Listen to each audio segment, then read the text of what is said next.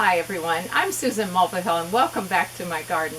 Today I wanted to give you an update on how the containers on my deck are doing. And look at them, they're doing great. This canna lily is almost as tall as I am. You know, last May I filmed a video on planting annuals in containers and I gave you some tips at the time, but I wanted to explain why this container is growing so successfully to give you ideas for next year. First of all, I was good about choosing sun-loving annuals because this is a very sunny location.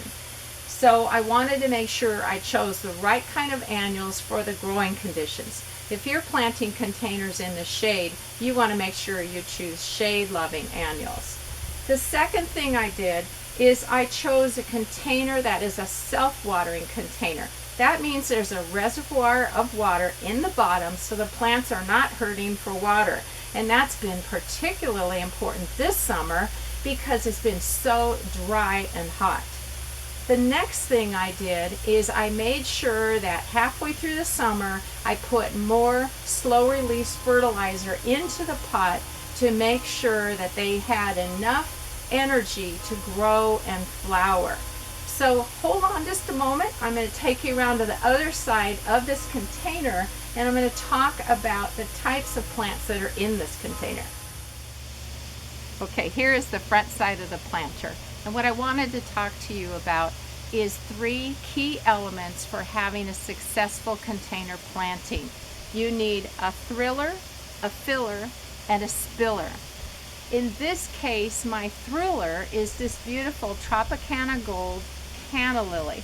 Look at these beautiful striped leaves, and I love all the chartreuse in them. And of course, I really like these flowers.